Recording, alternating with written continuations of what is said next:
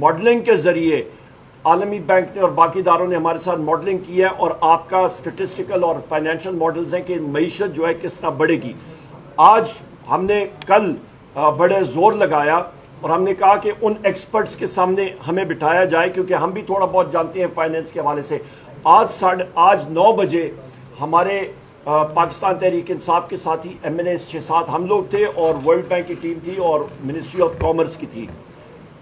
यहाँ पे ये मैं कहता चलूँ कि एक्सपर्ट्स को तो जो आप सवाल देंगे वो जवाब देने के लुबे लबाब। जिस वक्त हमने उस मॉडल्स का पूछा तो कहते होते हैं जिसके ऊपर हुकूमत या ये इंस्टॉल्ड रिजीम अपना सारा इन्हिसार कर रही थी कि जी ग्रोथ आपकी, एक्सपोर्ट्स बढ़ेंगी, आपकी मईशत कैसे बढ़ेगी। वो कहते हैं कि खोदा पहाड़ निकला चूहा। उस मॉडल में जो फ्लॉज हैं, जो खराबी हैं, वो ये है कि नंबर 1 वो स्टैटिक मॉडल है, साकिन मॉडल है नंबर 1। नंबर 2 वो बुनियाद कहाँ से डेटा ले रहा है, वो पाकिस्तान ब्यूरो ऑफ स्टेटिस्टिक्स से। ओ भाई हम लोग तो पहले कह रहे हैं कि पाकिस्तान ब्यूरो ऑफ स्टेटिस्टिक्स खच्चरों की तादाद दिखा रहा है कि इसमें कोई इजाफा नहीं हुआ, गधों की तादाद में 1 लाख इजाफा, माल मवेशी डंगरों की तादाद में 36 लाख इजाफा, आपकी कपास की फेल, चावल, आपका गन्ना, आपका वीट जो है सारी की सारी फसलें फेल, आपका लेबर फोर्स सर्वे नहीं हुआ। तो वो डेटा जो ब्यूरो ऑफ स्टेटिस्टिक्स का है वो तो आगाज़ ही यहीं से, शुरुआत ही उसकी फॉल्टी है।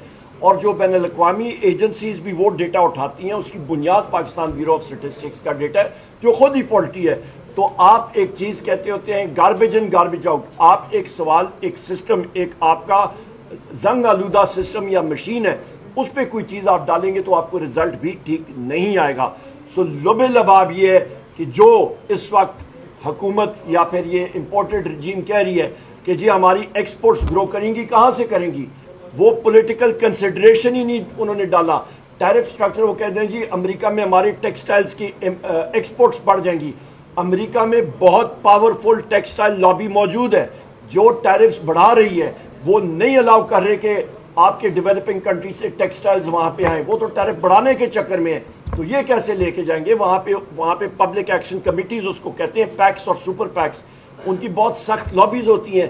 तो इनके लुबे लबाब ये है कि इन्होंने जो मॉडल्स और जो मफरूज़ों पे ये सारी बात कर रहे हैं, बात वही है कि ये टोटल एक आप शोबाजी समझ लें, ये टोटल अल्फाज का हेर फेरी है।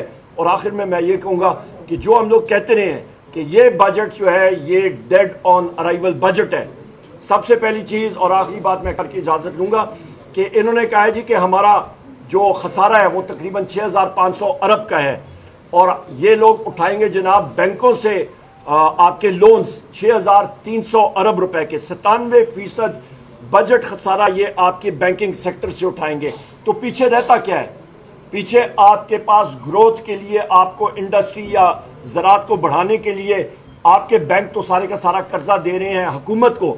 आपको मेहनतकशों को क्या देंगे और आपकी सनत को क्या देंगे? दूसरी इंपॉर्टेंट चीज़, जिस दिन तेल की कीमत बढ़ गई तो उसके साथ साथ रुपये की वैल्यू नीचे जा रही है। इसके साथ आपका जो टेबल 1 है आपका बजट डॉक्यूमेंट्स में, बजट इन ब्रीफ, उधर आप देख लें कि आपकी सूद की पेमेंट तकरीबन 50% बन जाती है बजट की। तकरीबन 7500 अरब रुपए की सूद की पेमेंट है। टोटल बजट आपका 17500 के करीब करीब है। तो 50% आपका सूद की पेमेंट जा रही है। और सूद की पेमेंट, क्योंकि यहाँ पे आपकी रुपये की वैल्यू डिवैल्यू होगी, सूद आपका बढ़ जाएगा। तीसरी इंपॉर्टेंट पॉइंट ये है कि जनाब इनका जो कर्जा इन्होंने लोकल करेंसी में किया हुआ है, कर्जे की अदायगी पिछले साल के मुकाबले में 1000 अरब या कम हुई है। तो वो 1000 अरब जो कम हुई है, पैसा कम इन्होंने देना है, तो वो किधर इस्तेमाल कर रहे हैं? एक छोटा पोर्शन दिफा में गया, बाकी किधर जा रहे हैं? बाकी खवातीन वज़रात शाह खर्चियों में, डेवलपमेंट एक्सपेंडिचर में वो नहीं जा रहा। वो सेविंग आपके तरक्याती प्रोजेक्ट्स में नहीं जा रही।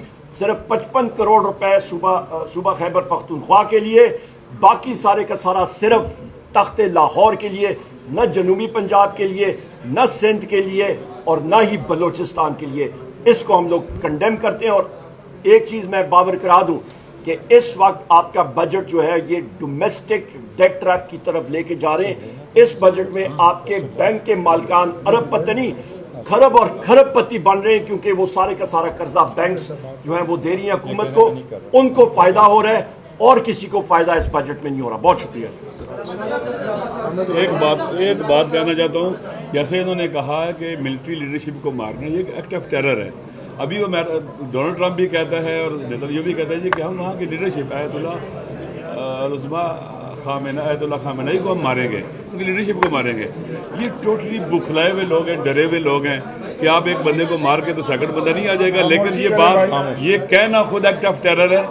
اسے پتہ چل رہا ہے کہ یہ جتنے بھی ہیں, چاہے وہ امریکہ کہہ رہا ہے, ڈونلڈ ٹرمپ کہہ رہا ہے, چاہے نیتنیاہو کہتا ہے, اس کے وزیر کہہ رہے ہیں.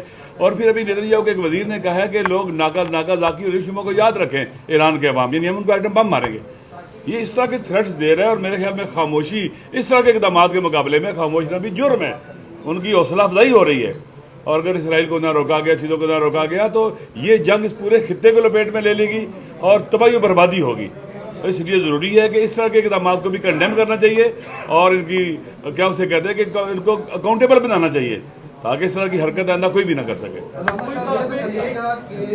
جب عراق کے اوپر حملہ ہوا, لیبیا میں حملہ ہوا, اور آپ کو معلوم ہے کہ وہاں پہ بھی وہ ممالک ایٹم بم نہیں بنا رہے تھے بلکہ رجیم چینج کی جنگ تھی. اور ابھی بھی آپ کو معلوم ہے کہ عراق کے جو ایران کے اندر ہونے جا رہا ہے وہ بھی رجیم چینج ہے, وہاں پہ کوئی قبضے کی کوشش نہیں ہے. تو اس وقت جب عرب اسپرنگ تھی تو ایران کیوں خاموش رہا, کیوں سیکٹیرین بیس کے اوپر ایران کی جو فارن پالیسی ہے وہ چلتی ہے, اور پاکستان کے اندر بھی جو لوگ ہیں, جو سیاستدان ہیں, وہ سیکٹیرین بیس کے اوپر پاکستان کو کیوں ان جنگوں میں گھسیٹنا چاہتے ہیں. پہلی بات یہ ہے کہ یہ ایران کا مسئلہ ہے. نمبر 1, ایک اسلامی ملک پر حملہ ہے اور اللیگل حملہ اور اٹیک ہے, اس کی مذمت کرنی چاہیے.